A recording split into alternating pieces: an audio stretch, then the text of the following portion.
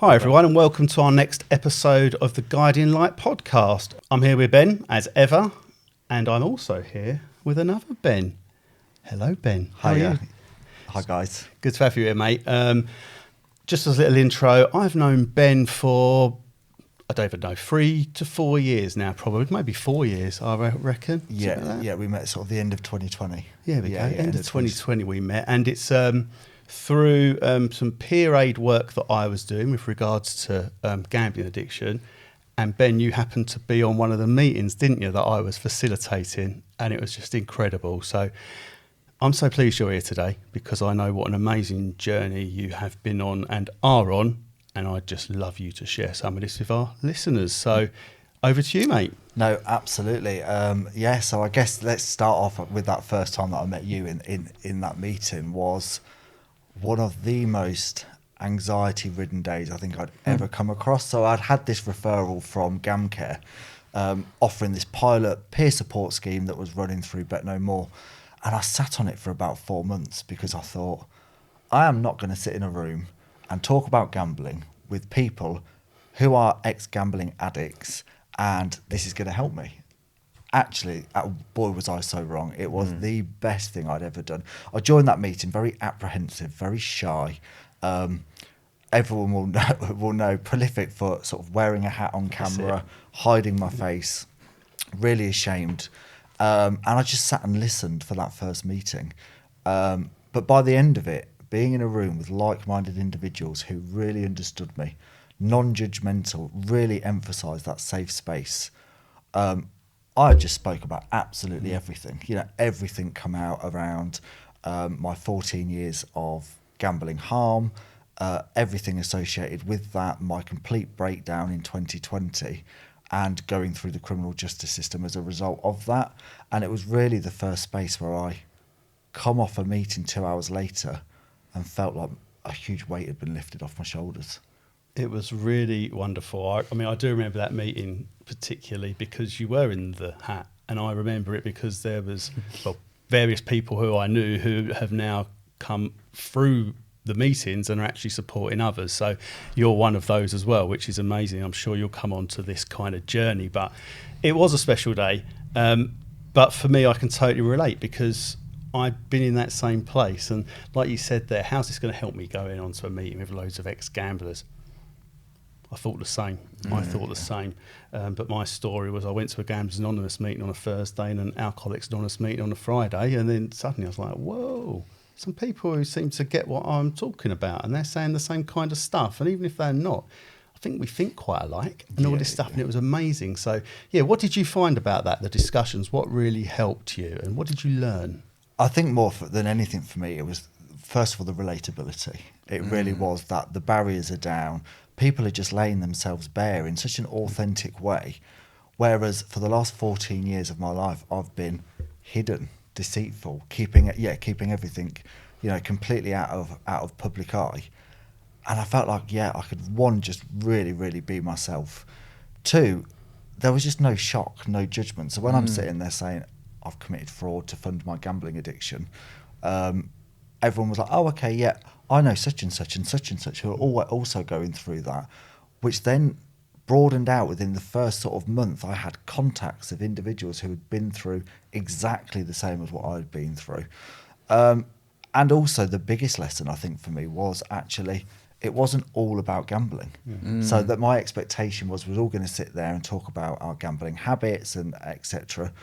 But it wasn't at all. It was a full holistic health and well-being meeting in terms of, what are your relationships in life looking like now? What's your work like?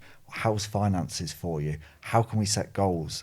How can we make things better? Let's work together to get this done.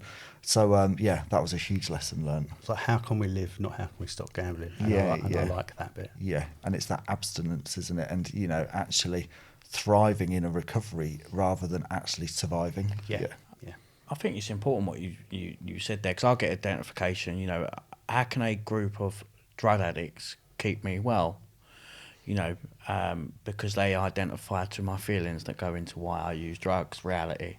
And it's the only place that I too haven't been judged. The things I've said come out of my mouth and people go, me too. It's okay to feel like that. It's okay you've done that. There's a solution. Do you want the solution? How much does it cost? Oh, it's free. It's free. Hang on a minute. Nothing's free in life. You know, so I think that's really important. What struck me there about what you said was really, I was sort of laughing because it's how I looked at the world. I could never look anyone in the eye. I used to wear a cap and look down. I knew I could tell what people's trainers were. It's about as far as I got because of the shame, the guilt, the remorse, anger with what I was going through, you know? Yeah. So it's good when you see someone, we mentioned earlier, but it's good when you see someone's lights come on. And my light definitely came on in that meeting. And Definitely, yeah. And that's the power of speaking, you know, one addict to another, right? Yeah. You know, they understand you. And one thing I've, you know, experienced in my own journey is that it's not the quantity that I use something. It's the mental stuff that it does to me. And that could be one drink, that could be 50 drinks. Reality is when an addict picks up a drink, a gamble, sex, food, it's what it does to them. Yeah. That the identification piece rather than the quantity, you know. And that's one of the biggest lessons I've learned in recovery. I always thought my gambling was financially driven, you know, and actually, do you know what? It's going to change my life. I'm going to have the nice car, the nice house and things, and this is all going to come from this really big win. Actually, on reflection now, you know, what I've learned about myself with a late diagnosis of being ASD, you know, that and having OCD diagnosis later on in life, actually there was always this compulsion element there. Right back to even before gambling. So when I sort of share my story, normally I start at the age of 17, but I always look back beyond that now to even when I was sort of 13 and had a really unhealthy behaviour or, you know, habit with food. Yeah. And overate to, you know, and got up to 21 stone. And then it went the other way. Then when I started to explore my sexuality, you know, with being gay, and when I Googled people that were gay, there was no one who was ever 21 stone. So I thought, God, I need to conform to this sort of, you know, what the expectation is, which then gave me another unhealthy habit of, you know, it's that all or nothing mentality. And for me, it was, I went from 21 stone to 6 stone. And that was in a very unhealthy way. Sort of, you know, bulimic traits, definitely. So there's always been something there. It's that all or nothing mentality. And that's the same with alcohol. You know, if I do have a drink, I'll have to buy 1 bottle of wine, because if I buy 2, I will drink the 2. You know, there's no off switch. But through therapy over the years, actually, there's no, I can't self put an end in. I can't self boundary, you know, and that is classic to what was Asperger's. I know they don't label it as that now. And that's sort of a classic thing, is that somebody has to put an end in. Otherwise, you know, you can't put that end in. So, yeah. I like that, because what you just said there about putting the end in, it's like you have come to a realisation of who you are, and therefore that is something that is hard for you. So knowing you as I do, it's like you could ask somebody else to help you with that bit now. Yeah. Whereas before, certainly talking from my own experience, that would have felt like a weakness. I cannot say that, it's too vulnerable. It's a weakness. But now I know it isn't. It's just about understanding who I am, and doing that means I can focus on the good bits that I can do and get better at and grow. And it's really lovely that I think you've come through this journey and understand stuff like that. And on the eating stuff as well, you know, I've ballooned. You know, when I first knew you, I was a lot heavier, and I've come down. That's all through binge eating, because once I wasn't gambling or drinking anymore, I was doing lots of good stuff to try and change myself. But I didn't realise it. But I was just eating. And this man over here talks about his eating disorders and stuff as well all the time. Yeah, like saying what I've discovered. So I've been diagnosed with autism, but like there's a massive correlation between eating disorders and gambling, because it's very numbers focused. And I'm doing some work at the moment with what that looks like. But like, for example, you mentioned something about like the big win and getting the nice car or house or the life, right? You know, and that's what an eating disorder is for me. So I will go, I'll know there's 45 calories in a latte at Starbucks. I know that the Ryvita at Tesco's is 13 calories, right? You know, because it's very numbers focused. If I just have that, or I just have that, I will be at a weight, or I'll look a certain way.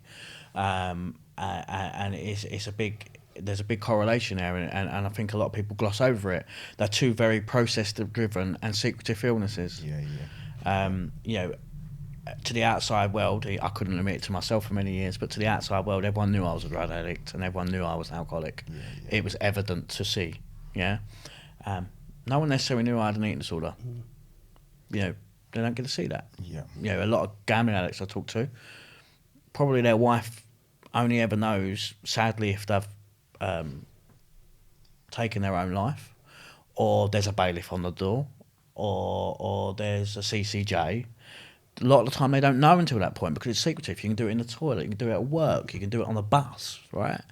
You can do it on the sofa next to your wife, which is the real horrendous thing that I found. And I think that was the worst point in gambling for me, is the emergence of basically having the casino in the pocket. You know, that for me, the line and deceit and all of that had started quite early in my gambling journey. So I started gambling at the age of 17, which was just a pure fluke. I got into a casino underage, left a nightclub with a friend, and we just weren't ready to stop drinking. So we thought, where's 24 hours? You know, where can we go get a drink? Casino. As we walked into the foyer was so busy, the lady behind the counter said, "Are you a member?" We naturally just said yes. And she said, "Okay, I'll buzz you up, come back down in an hour." So we went upstairs, and God, it's one of the best experiences, you know, at that time. That, you know, it really was like the thrill of being in underage and carrying on drinking and all the, you know, lights and everything. But actually, in hindsight, it's the worst day of my life, because I put £20 into a slot machine, and I won enough money to buy a car, clothes, put money in savings, and that was the start of this real why is everyone not doing this to make money? You know, this is a really simple way to make money, and this is where it began. You mentioned something there that I think's unique just before, around like finding out who you were and your sexuality, and I think that's really important, because like I didn't know who I was. I described myself as lost. I didn't know what my values were, what I stood, what I was doing. Does that make sense? Like, I was just lost. You know, and it seems like you've sort of had a similar sort of journey. Like you know, my experience was I was trying stuff to make me feel better. Feel better for myself, and part of that for me, a huge part, was almost fitting in. So, you know, growing up, I was always, especially being overweight, the kid at school who got on with everyone but was always in the background. Didn't really put himself out there, and just was really shy and withdrawn and quiet. And then growing up, keeping your sexuality to yourself and trying to explore that, and then going out and finding, again, you know, as we relate to the health and wellbeing meetings that we was on, relatability, going into the gay bar for the first time and seeing, God, these people understand me, they get me. So you don't want to be an outcast in that situation. So when then somebody is saying, "Do you want to try a bit of this?" You know, in my head, I remember the first time I sat there and I was thinking, I don't really want to try that. But I'm not going to say that, because I don't want to be outcast from a community that I'm only just fitting into. So, you know, that's where dabbling with drugs sort of came in through that. And also the casino. It just was the thing that people did after a night out, and where the community went to. So, I mean, that was difficult to be my authentic self and almost enhance that being lost. That must be so hard, going into a community, not know, you know, exploring yourself, trying to find out what's what, and then having to say, I'll do that because I want to fit in and not fit in. And you said about, you know, like being 21 stone and losing loads of weight because there's not any 21 stone gay guys, which is totally rubbish. But that's how it's portrayed. I reckon there is, you know what I mean? So you don't feel like that when you're in it, do you? No. And you only see what's portrayed, and then you do what you need to do to get there until, I think, you understand who you are. Because when you understand who you are, you can decide then how you want to fit into that community. And I think that's where you've really got to now through this journey. Yeah, absolutely. And I respect myself too much. I would never do anything that I did not want to do now.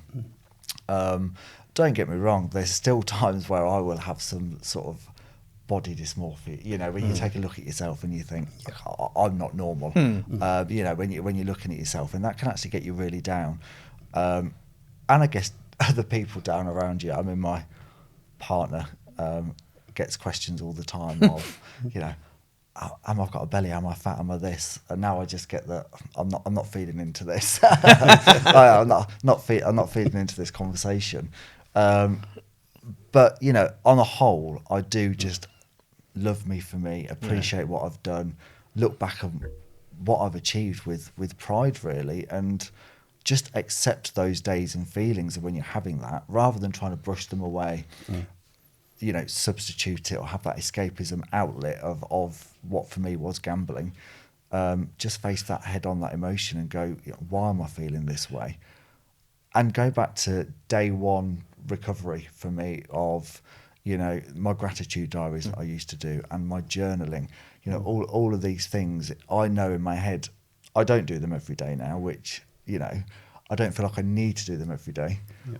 But I recognise that actually, when I do need to do them, I can put things back in place pretty quickly. I think, I do the same, and I think recovery is not linear, and it's what works for the individual. And if you're one of those that need to do it every day, I mean, I write a gratitude list every evening that I have done for nearly 3 years, and it works for me. One thing that I would like to touch on a little bit more is, like, we follow each other. I think we've had some interaction on LinkedIn, like what recoveries give you, because, you know, I see your posts and I see what you're doing now, and I love it, and I think it's great. You're giving quite a lot back that I love. You know, we only keep what we have by giving it away is one of my favourite sayings. But do you want to talk us through what that looks like? Yeah, so this again all happened out of nowhere, really. So when I joined the health and wellbeing meeting, was with these like-minded individuals. Some individuals were training to be counsellors, and some were already giving back, such as Chris, as you know, in that peer support role. And I thought, maybe there's something I can offer here. Maybe there's something that I can actually give back. So 12 months after joining the health and wellbeing meetings, the service manager asked me, do you want to be a peer supporter? I remember coming off that phone call, cried my eyes out, because for the first time, somebody saw me for what I could bring to the table beyond the labels that are above your head or how you've been seen by others. So I jumped at the opportunity, and then it's almost just snowballed out of nowhere. You know, like each week goes by and there was another opportunity coming forward. Do you want to share your story a little bit? Do you want to do this talk, that talk? So I was like, okay, yeah, great. Alongside doing all of that, I thought, right, let's try and rebuild a career, because this was one of the worst things that I'd lost, was obviously going through the criminal justice system, a 14-year career that I built up, and I was really proud of that. So when I'd lost that, I was really sad. So I trained to be on the road to be a counsellor. So I did my level 2, level 3, and first year level 4. Final year level 4 is pending. Post-criminal justice system, I have to wait for that. I've trained to be a recovery coach, so a great charity, Reframe Coaching. And again, this was just through the connecting stage.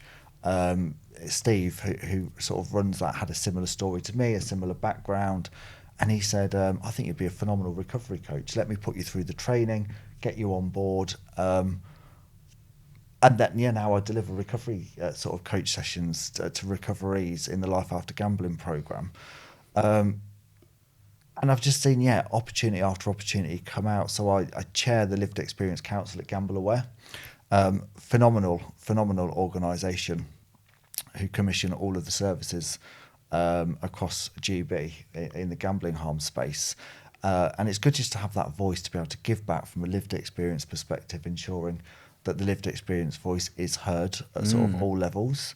I mean, what I do now, I just take in my stride, but each day I do have to pinch myself and go, from going through therapy at GamCare and then joining this peer support service, to re-educating, retraining, almost building a brand of my name. So, within the gambling harm space, if you were to say Ben Howard, 99% of people now will know who I am, compared to I think 4 years ago I was isolated, lost, in despair. There was 2 attempts on my life, in that August of 2020. So thank God failed attempts for me to be sitting here. And it's what recovery brings me is the groundedness to be able to look back and not get too egotistical at the same time, because I think actually everything that I've done in the recovery space has been done with a lot of help and support, but also it's the willpower, and you have to have that drive to commitment to make it work. So yeah, I get a lot from recovery. So, like, what was cool there, I love it, like you were talking about all these opportunities just keep coming my way. Yes, but then you need to do something about it. And this was the thing about you. And I think sometimes we talk about when people are ready or not. Do you know what I mean? Like, I was in a place in 2015 where I went to the NHS gambling clinic, but I wasn't ready to actually start a recovery. And it wasn't because it's not much to do with the gambling. I did gamble again, but that was all to do with my head, not knowing who I was and feeling the need to drink to get me through it. Yeah. But then I got to a place where I was like, no, this is the right time and I'm going to do this stuff. And obviously I think you found that time, and it wasn't just that you were sitting there listening stuff, you were taking things on board and thinking, I want to change, I've got an opportunity, I want this opportunity, what else could I do going forward? And you were eager, you grasped it. So it's all right saying these things come along, they come along because of who you are and what you were doing, and it's just been amazing to see that growth, honestly. Yeah, I think it's powerful. I love following you. Purely, for me, it goes back to what you first said, right? What you're doing now is what someone done for you. Yeah. Like, and in my experience, if you're an addict of any form, the fulfillment that you get from giving back to someone else and seeing those people change their life, because fundamentally you've changed your life. I've changed my life. My life is not what it was 4 years ago. Yeah. Like, it's unrecognisable.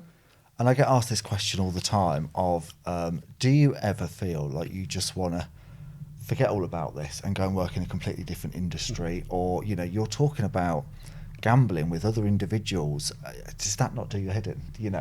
Actually, it's the complete opposite. Yeah. What I get back, like you said, what I get back from that is enormous. But also, it grounds me in my own recovery, because it's that reminder of, I used to be in your shoes. So for me, I don't want to go back there, and that drives me further then to inspire this hope and empowerment that you can change your life. With a bit of help and support, you can. And just this week alone, where you get that sort of golden nugget of an individual, and you can just look at them, and he's following the same footpath exactly as me. He's looked at my story, he's looked at my journey. And he's now training to be a recovery coach. He wants to do giving back. He's applied for a couple of volunteer positions. And I was like, that's exactly how I started. And 4 years on, the world is your oyster. Taking away your crutch, that addiction, and putting it into healthy habits, which for me, giving back, that's a healthy habit.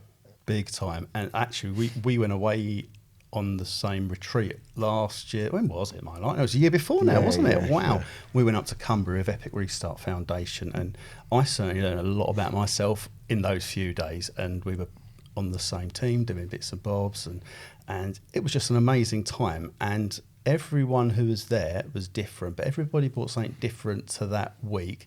And I think everybody learned stuff about themselves. And I did. And I took some of that away into my workplace and stuff to become more resilient. One of the things that I've always struggled with is taking any kind of feedback, whether good or bad, to be honest, but especially bad. And I used to use the term bad, but actually it's not bad now. And this is one of the things I picked up there about my blind spot. What was my blind spot? So I now talk to people and say, do you know what? I do need some feedback, but I'm very sensitive to what you're going to tell me. So please tell me compassionately, and then actually what I'm going to do is I'm going to decide and choose how I'm going to use that to maybe improve myself. That was one of the things I learned from there. But I see yourself, myself, everybody else around me who's been through this kind of thing doing that. But then coming along and helping others do the same. And it's just like so many beacons of light out there who, when I sat there in 2017 feeling like there was no hope and didn't want to be here anymore at that time. Not that I didn't want a life, but I didn't know what else to do. I felt like the only option is to not be here. I needed a bit of hope. And what I love from doing the stuff that I do, which you do, which Ben does, is I see all these beacons all around now, and by sharing this stuff, just hope more and more people see it. And that's what you do so phenomenally well. It's the hope, isn't it?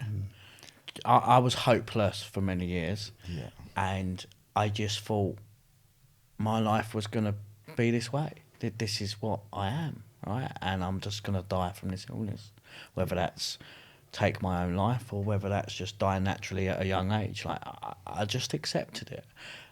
You know, and when I walked in the rooms and you walked into that wellness meeting and others that before me and will be after me, and see that there is hope.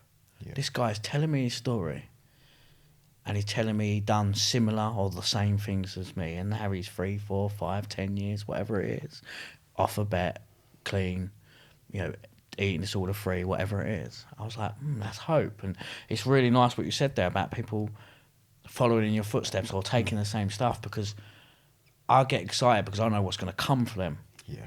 Like, that's the bit. I know what's coming because I've had experience. I know that when they walk in those rooms and they feel suicidal, that after 2 years of being in recovery, they'll have some stuff back in their life, you know, and that may just be peace of mind. But I know what that feels like. And it is that that I was saying, it's that ripple effect of recovery, isn't it? You know, and I see the likes of Chris and another lady from that health and wellbeing meeting, and I remember sitting there looking at her, thinking, I want to be where you are in 3 or 4 years, and I'm there. Yeah. But I'm only just scratching the surface, because actually where I still want to go is way beyond where I am now, and that's something I never did.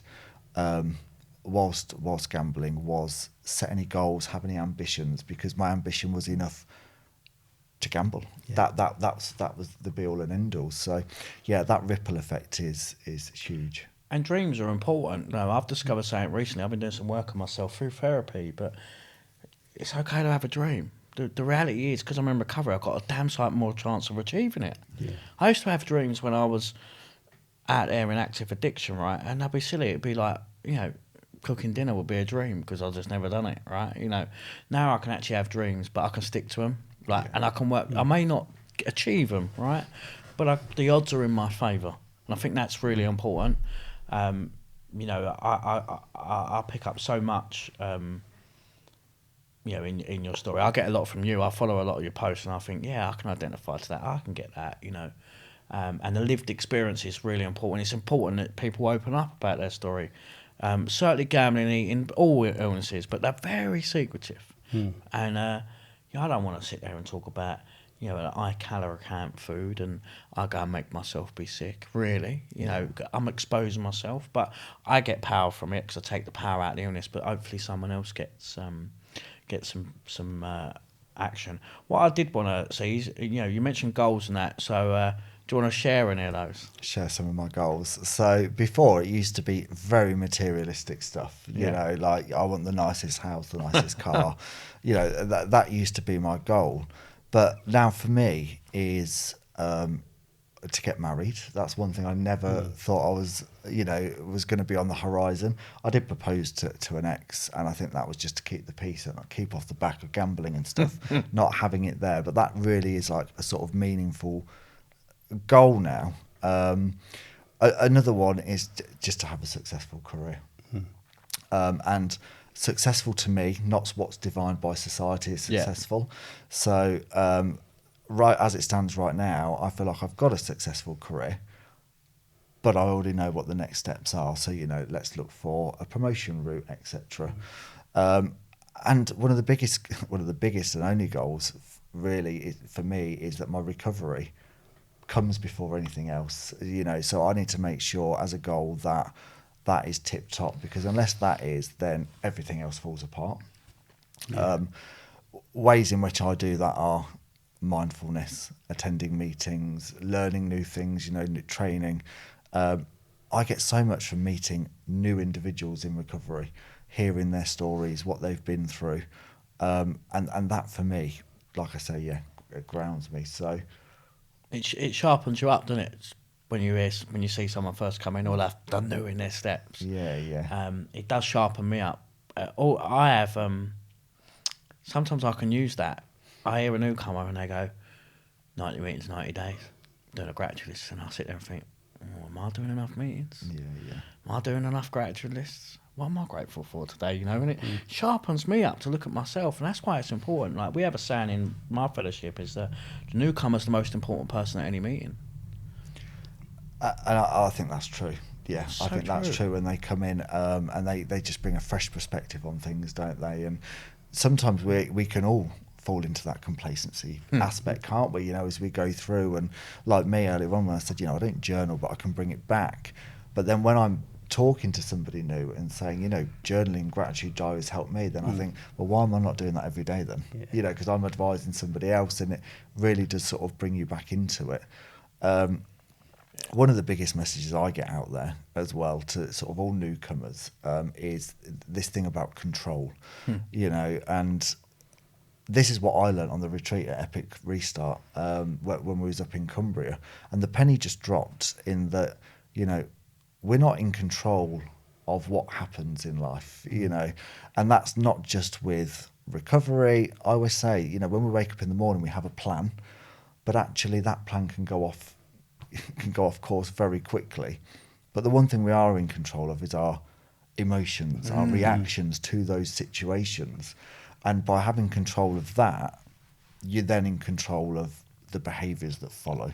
You know, so you're in control of the emotion and behaviour, and that serves me well every single day as a golden nugget.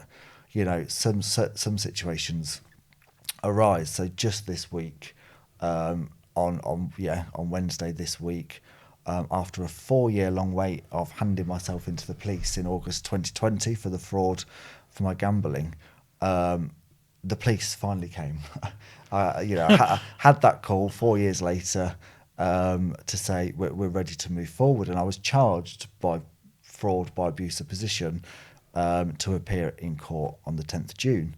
So I had two options there. You know, that could have really eaten me up. I could have gone off course, off the rails, gone back to old coping mechanisms, and almost that, what's the point? You know, that sort of mentality. But actually, I took 5, had a few tears, I'm not going to lie. You know, it was a bit of a, God, this is real now. And then started to put things into place, a bit of an action plan straight away. What do I need to pay? Speak to the legal team, let family and friends and everyone know, you know, this is what's going on, and then keep moving forward and keep fighting, because if I let something get in control of me, everything's going to fall apart. And that was a huge testament to how far I've come in 4 years. You know, within itself, there's still stuff where I think, oh, that's scary. But I just know 4 years ago, my instinct would have gone straight down to the bookies or called a friend, let's get on a session. That session would have gone on for about 3 or 4 days, you know, just escape from the reality of it all. But actually, you know, face things head on. And if you can't do it on your own, make sure you've got some support around you to face these things. Exactly. And 4 years ago on that meeting, you spoke about this. Yeah. And it's incredible that this has gone on that long. I know it does. You know, I'm not surprised by it because we've spoken about it, and I also know other people who've gone through this. And you mentioned Reframe and Steve earlier, for example, and we did the mindfulness stuff together on there, and all that stuff has helped so much me and you, I know. But to do all of this improvement on yourself, to get to this place where you feel able to just like continue and get to a place where there's all this control from others outside, and it isn't you. You've done exactly the right thing. You've developed yourself. You've got to a place where you've now come up with an action plan for this stuff because you knew it was coming. You've also said you cried a bit. Amazing. You're supposed to. Do you know what I mean? But you wouldn't have said that 4 years ago. You'd have held it in. It's going to be hard, as we know. But you've met people through this 4 years who can help you through it, which is an amazing thing. And like, I just know that things will be hard, but you will be fine because you've been through so many battles already in your life, and you are gonna be amazing. And you are a success, by the way. You said about your career and stuff, and I love what you said about you define your own success. Yeah. And that's the way it should be. Yeah, and massively, 2 points there. The first one being, about crying and things. Huge turning point for me was, one, even going to therapy itself, but the ability to make myself vulnerable. And I always used to think that, anyone who went through therapy or had to talk to anyone or who was vulnerable, I saw that as a weakness. That, vulnerability was an absolute weakness. But out of vulnerability, when you lay yourself bare to the point in which, you are willing to change, you are willing to develop, willing to grow in any way, shape or form, out of vulnerability comes the most beautiful things. Yeah. And allowing yourself to be in that state, listen and learn from others and put an action plan in. That, is one of the best things. And that's why I will cry now. I will show emotion. I will get a bit upset at things, but that's just the vulnerability coming in. And I'd rather it be out in the open for people to see than sort of be masked away. And just that ability to say, do you know what, I need a bit of time out. Actually, I'm not going to force myself into a situation I don't want to be in. Taking a bit of time out. So I think going back to like handing yourself into police and what's gone on recently is one, it's a brave step, but two, it's like taking accountability. Yeah. Like the consequences will be what they'll be. Hopefully they're more favourable. But like you've took accountability, you've drawn a line in it, you can move on. Like I've found whenever I've taken accountability for something, I can then move on. Yeah. Until I've taken accountability, it's always lingering. Yeah. It's the relapse waiting to happen somewhere. It might not be today, but it possibly would get me at some point. So I think that's like a really powerful thing to do. These things seem to take forever. I know a few people, and that in itself, I think sometimes is probably a challenge because it's in the background waiting for you. And I hope it goes. Hope it goes well for you. In terms of like, what would you say to people that are still out there or suffering with mental health, gambling or whatever it is? What advice would you give? I think the best one is just don't do it alone. And there's always somebody out there who's willing to listen.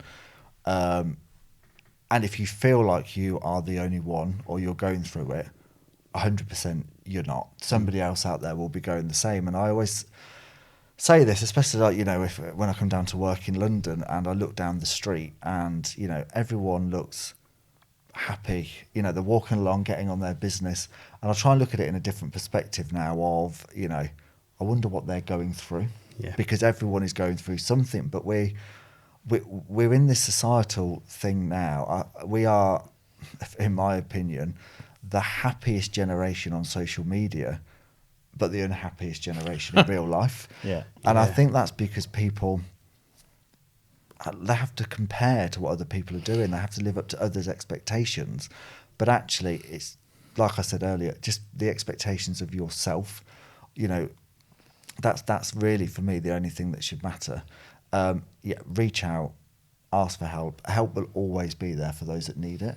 I sound like the Hogwarts headmaster there, don't I? That's what he says. And on the point that you made around accountability, that came out of nowhere. I remember my first bit of accountability in which I always told myself I was in control of my gambling right up to the end. I can stop, I'm in control. If I just have that big win, enough to clear all fraud and all of this stuff, I'll stop.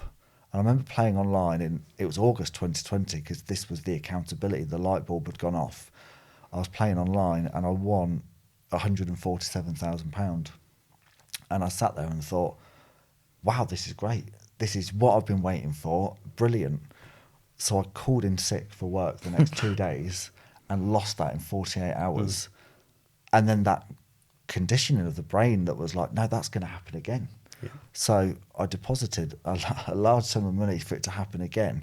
And I remember sitting on the bed absolutely in pieces thinking, this isn't going to stop. And it was the day after I went to handed myself into the police because that was that accountability of there's no way out of this. It's hand myself into the police or I'm not going to be here. Yeah. You know, that was the options. Look, I'll take a lot. I think that's a brave thing to do, right? You know, I don't know whether I'd be able to have done that, but like, I see like a lot of power in that. It's so powerful, but like it's so sad. Yeah. Like what you just said there, like I don't know whether I was going to be here. It was that or being like, if that's where people get to, because that's where I got to. Like it's upsetting. Yeah. It's really upsetting, you know. And I think this is the huge piece of work, you know, that needs to be happening nationally in the gambling harm space for someone who used services and now works within these services. I think we need to have a huge transition that, you know, we're not going to treat our way out of gambling harm. No. You know, it's not going to happen. And actually, we need to be moving to a more preventative society. Yeah. It needs a public health approach, you know, to tackling gambling harms, and it needs a whole system buying. You know, I welcome what's going on now in terms of the white paper review. Great, but it needs a cross-departmental government gambling strategy, because if I just look at myself, for example, you know, I was stuck on benefits post-gambling due to my legacy harms, unable to get a job at that time because of the criminal justice system. That falls under like Department of Work and Pensions. So what's going on there? Department of Education, you know, how are we educating future generations around, you know, around sort of gambling harms? Criminal justice system I'm going through, and I know so many stories of people that have been through it. You know, we're now talking Home Office, Ministry of Justice, etc. So DCMS reviewing the Gambling Act is brilliant, but I think this is just a start. And I think actually we need a whole societal approach where people realise that this gambling is my problem. So I look at my own, and I take accountability, as we've spoken about. But actually, you know, banks had a lot of data. They would have seen a lot of things that was going on. Yeah. The industry would have had a lot of data. You know, if there was more work done around the destigmatisation of actual gambling in the workplace, you know, being able to have those conversations with employees around not just gambling but health, you know, well-being, you know, mental health. I still think there is a taboo in the workplace. As much as we are moving forward, there's a long way to go. And I think unless we can start getting individuals to feel comfortable to be able to say, I'm experiencing this harm, or they know the signs and indicators in another person, you know, as an affected other, and until we get it in normal societal conversations, then it's going to be a tough cookie to crack. Yeah. I think we do. Look, we need to move to more of a preventative or certainly an earlier intervention / preventative, because a knock-on effect that if you don't get to the root cause is, you know, people taking their own life, families in extreme poverty, children potentially growing up with families gambling because that's what they know. You know, strain on the NHS because you're trying to treat the problem that's now in mass the other end.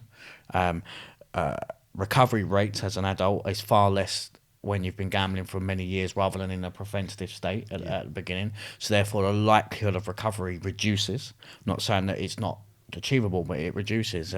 So I absolutely get that, and you're very right about cross departments. So for example, you know, if you take alcohol or drug facilities in the UK, they treat the alcohol or the addiction. It starts way before they pick up that drink, and there's a lot of stuff that gets them to that place. To, like, you know, I didn't just use crack and heroin because I woke up and decided. There was historical stuff that got me to that place. So I absolutely buy into that, you know. And the banks, for me, you raised a really good point there. Banks know data. You know, I know there's some banks now you can put like protections on and stop gambling apps or over 18 purchases or whatever, but they would have known that data. You know, one of the things that I'm sort of in favour of, so I read the white paper as well. I was the saddo that sat there till 4 a.m. and read the whole lot, but you know, there was some things that stuck out for me is I think 25 is voluntary. Well, why is that voluntary? when alcohol in this country is regulated under 25s, and they must regulate that, right? Now, will that stop people gambling harm? No. It may reduce a certain percentage, but also it makes sure that the industry is more regulated, right? The amount of monetary spend that you can spend without getting a check, whether you want to call that a finance check or whatever, is ridiculous, because there are so many betting sites. It's set at such a high limit. I can actually gamble £500,000 this year without getting a check if I move to every operator in the UK. £500,000. I'm not too sure who's got 500. I certainly haven't, but I would like to think that there's probably not many of us that got £500,000 loss a year to worry. So I absolutely buy into that. It's great that we're talking about it, and it's great that it's getting spoke about a lot more, and the lived experience is fantastic. But we do need some regulatory change. We do need some education. You know, my daughter's in 3rd year secondary school. She's had sex and alcohol education. Nothing to do with mental health or gambling. And I think this is definitely this is the problem, isn't it? And as we look to what's going on in terms of advertising and kids' YouTube and what kids have access to and what is being almost thrown down their throats, to be honest, they do need to be made aware of the risks. They do need to be made aware of what can go wrong. And that needs to come from industry. You know, they really need to be doing a counter. The budget they have in terms of advertising, they should have to do a counter advertising in terms of that. And then obviously through education in schools and stuff, it should be a statutory gambling and mental health. That education stuff as well, because obviously my organisation, Gambling Harm UK, has done stuff, and various other organisations go and do it as well. But what I think is really important, and thinking of myself now as somebody with ADHD, because I didn't know that until after I'd finished gambling, like I know that the fact that the way my mind works kind of probably made me definitely made me a higher risk for gambling harm. So I think we need to be sharing all this kind of stuff, isn't it? This is the stuff to understand. I'm not saying don't gamble or anything like that, but here are the risks, and actually here are the harms. This is how you can help yourself. This is how you can help other people. And these are some of the tactics that the industry use, which actually aren't very good right now. Regulation, needs to be better. All this stuff is going on with the white paper and that. You know, I've spoken about regulation many times over the last few years, so I'm not going to do it much now. But the point is, they should also be doing things now that they don't do or aren't held accountable to be doing. And one of those things is source of wealth checks, for example. And you know, I'm not going to bring up your case right now on that, but you know, there are certain things that I know the industry should have done, which they haven't or haven't done well enough, and it would be nice to see that happen as well. Yeah, I agree. I totally, I totally agree. And education is really important. Like you mentioned there, right? You still have to be accountable for your actions, and the industries use that line quite often. Well, he has a choice. They have a choice, and people do, but you also have accountability. Is my argument back. Now, if I go and use alcohol today, if I go and walk along over the road to a pub, I've made a choice to relapse. There is nothing that pub can do, right? But there's stuff in place today that tries to protect me, right? I feel at times that where gambling, people with problem gambling or suffer from gambling harm need to be accountable 100%, yes. And I've got every, even sitting here today, 4 years old, I've got every block in place possible. So, I've got all of the casino sense, bingo sense, back to Moses, gam bang, gam stop, all in place. But there's something for me here when we talk about mental health, we talk about choice, we talk about sort of relapse. When people are gambling, I feel that actually this comes down to, and this is a drum that I bang many times, is when we look at the Mental Capacity Act, actually, can we make an informed choice when we are so conditioned to, for me, was gambling. I've never been in trouble in the law in my life, and actually this addiction drove me to steal money. But I would never have done that rationally, So actually, when we look at the Mental Capacity Act, have I got capacity to make an informed choice about what I'm doing? Absolutely not, because the gambling is driving all of my decision making. Yeah. So realistically, when we then start to look into the Mental Capacity Act, point 5 of that is that if we feel that someone hasn't got capacity, we can use the least restrictive intervention, to prevent harm. So for me, that would have been somebody stopping my accounts, and doing all of these things on the back of, knowing that I don't have capacity. And I think this is where, in the United States, gambling disorder, I think they call it, isn't it? Pathological gambling is recognised as a mental health condition. Yeah. And I think that's where we need to get to in this country, is that it is actually recognised as a diagnosable mental health condition in which needs support. There's something in that act, I can't remember what point it is. It's about where the onus becomes on the state, or I can't remember what point. I read the same thing about. I'm paraphrasing, but when it's not your, when your accountability stops, when you become unaccountable, and I agree. We discussed on another episode that it got to a place where the choice went for me. It was a necessity. I had to use drink or drugs. I had no choice. The choice had gone. And if you're in that place, you are suffering. You are very unwell. Because like you said, I believe most of us in recovery, if not all of us, but we're good, kind, sensitive people. Most of us are not, people that I know, like, they've never had a parking ticket, speed, and I've done some things in an active addiction that I wouldn't dream that they would do. And they certainly wouldn't do today in recovery, right? It's driven them to do stuff because they were mentally unwell. That's reality. And addiction makes good people do bad things, and it's and this is something I'm hugely going to advocate for as and when I can. Obviously, with an ongoing investigation, it's quite difficult at the moment. Is to make headway for the Home Office, is to make headway for police and crime commissioners.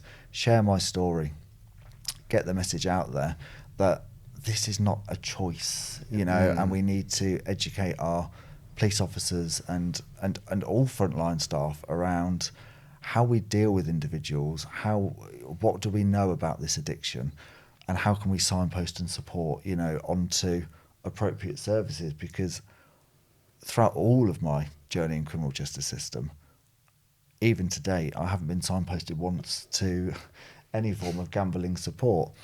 And it's the wording that gets used around it all for me, so 9 times out of 10 these sort of stories hit the press, don't they? And it's dishonest, disgusting human being, steals money, and you get branded and re-stigmatised, all these things. One, is that helping individuals reading it, if they're going through a certain situation, they're thinking, God, that's me, and that's how they're going to associate to themselves. So that's actually stopping people accessing support and treatment, and probably encouraging the continuation of gambling, fraud, that all of these things that are going on. Language around sort of media and what can we do around criminal justice, around that education, which feeds into what we said earlier around that sort of whole societal view. If I had a wand and I could make it all happen, I would. But I think it's really important. I'm doing some work at the moment in my part of my job. I wanted to educate myself, but EAP schemes, employee assistant schemes, right? Quite often they'll mention there'll be things in there around if you've got a drug or alcohol problem, we're here to help, here's the number, get free counselling, etc. There's quite a lot of schemes, they don't even mention eating disorder or gambling, because they're not recognised in their world as the same mental illness, and in my experience they actually do more damage to the workplace than gambling or than alcohol and drugs, right? No disrespect to people that suffer with gambling addiction, they are more likely to steal from the business, right? That is fact, right? Why wouldn't you want to try to help rehabilitate someone that may have that issue, right? And why wouldn't you want to understand it as an organisation, first of all, to ensure your staff aren't put in that position? Correct. So that, it's about a member of staff who is well Yeah. is therefore less likely to do those kind of things. And as Ben knows, it kind of never would have happened unless he was in that addiction. So if workplaces understand it, if schools understand it, if GPs understand it, I'm not saying understand it, I don't mean understand everything in depth either, because that's not ever going to be the case, but understand some stuff about it enough to signpost to the right place. And the fact that you've gone through the criminal justice system and not once have they said, here's some support for gambling, is just bizarre and terrible. And that was the same with my GP as well. I can't believe it. I remember going to my GP and I walked out with a box of sertraline and propanolol, and he was like, "It's just a fad. These will help. These will stop." And I remember taking them and just feeling like a zombie more than anything. But did the gambling? No, it didn't stop at all, because obviously, some individuals are financially driven, but for me, and a lot of people that I know with addiction, there's a root cause. There is a trauma. There's something that's happened. If it is the escapism, there's a reason behind why somebody is carrying out that addictive behaviour, and that is conditioned over a long period of time. And I mean, if you look for me, 14 years of the gambling, and incorporate, the eating stuff. We were talking well over 23 years of some form of addiction, of escapism. And that didn't just happen overnight, which is another message, we don't just wake up one day and decide, I'm going to become an addict to whatever it is. It just doesn't happen. It's conditioned over periods of time. And I always say somebody has missed something somewhere. I always say, and I agree, yes, gambling is the hidden addiction.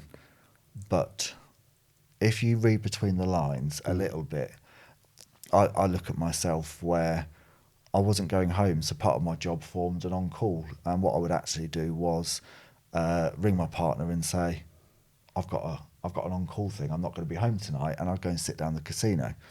In turn of that, I would then go to work the next day, unshowered, not brushed teeth, not shaved, and the same clothes. Well, that could happen for 4 days. So if the right due diligence and checks are in place, somebody might say, well, you smell a little bit, you haven't shaved. Considering at the start I was always prim and proper, clean shaven, fresh clothes, little hints and tips and things like that. I would make meetings up in my diary. I've got this meeting to attend, and I'd go and sit down at a casino for 3 hours. But if someone had actually followed up to say, well, hold on, it's got all these things and stuff. And the biggest one in the workplace for me, and this is something I did look for towards the end, was a gambling policy. I did look for one towards the end, and I kept looking, and there was an alcohol policy and a drugs policy, and there was nothing around gambling. And I remember there was some tournament going on, and the culture in my workplace was, get involved with the sweepstakes. And if I was to say no, well, why are you not? Why are you not getting involved in the sweepstakes? And one of our clients, who I worked with, we had to take him to a gambling premises, to facilitate his gambling as a member of staff. And I think back now and I think, God, where was the due diligence and risk assessments for staff going through that, sort of thing? So, big learning opportunities all round, I think. So much to still be done. Yeah. Thanks, Ben, for that. I got a lot from it, and you're right, around gambling policies. I think that companies need to embrace that more. I have too been in organisations where I look and there's alcohol or drug policies, and it says if you've got a problem, come and see us and we'll support you. But there's nothing out there for like eating disorders or gambling. So I absolutely agree with that. My last point I wanted to bring forward was about what you said about like going to the casino around the checks. Like one of the other things that I'm going to do on the charity that I'm going to start with campaign is about having a certain quantity of mental first aiders within an organisation to ask those questions to help, because I think they're really important. I think that 90% of people that come to work don't come to do a bad job. Yeah. just sometimes have issues that dictate what they do, and the more that we can seek to understand that, the more that we can have the right protections in place, the more people that understand an illness and are trained to ask the right question or to look for the signs. I only see a positive, and I'll only see that for me from in the workplace, but even in society, helping. Yeah, no, absolutely. You know, if someone would have done that for you, you may have not got to the fraud bit. You were still obviously in addiction, but it may not have escalated to that. If someone would have done it to me, I may have not have had an overdose. It may not have got that extreme. I may have got off the bus a little bit earlier, right? That would have been great. You know, I'd have been more years clean. I'd have helped more people. So I think that stuff's really, really prominent in one, what we're trying to achieve on the podcast, but two, you know, to businesses out there. No, definitely. And one other thing I'd just like to say on policies, they are so important, but they aren't a bit of paper. So when a policy is put into an organisation, the right people, well, everyone needs to be aware of it, but the right people need to understand it. Yeah. You know, you need to be trained in it. You need to know what to do.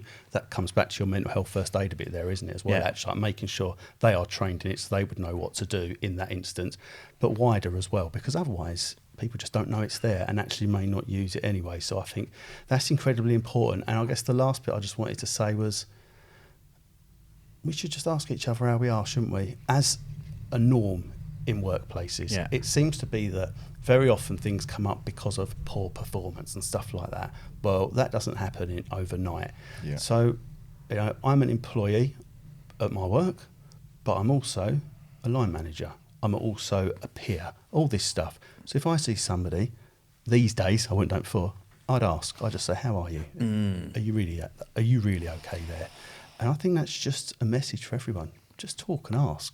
Yeah. And be there ready to listen and receive the response. And I think on that it's not always accepting that first answer, because so much, don't we? We just become conversational, and we listen out for those normal, yeah, I'm okay, oh great.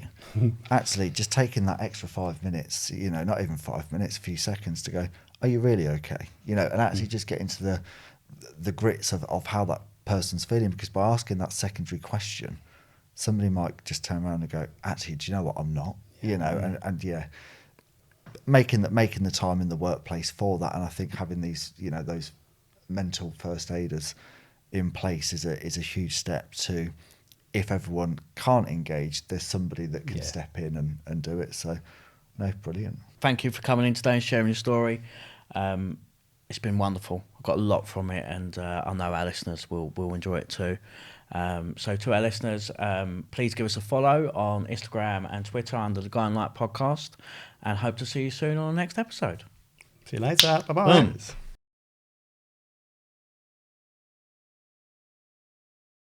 As we wrap up another amazing and inspiring episode of The Guiding Light, remember, although your journey is unique, you most certainly are not alone.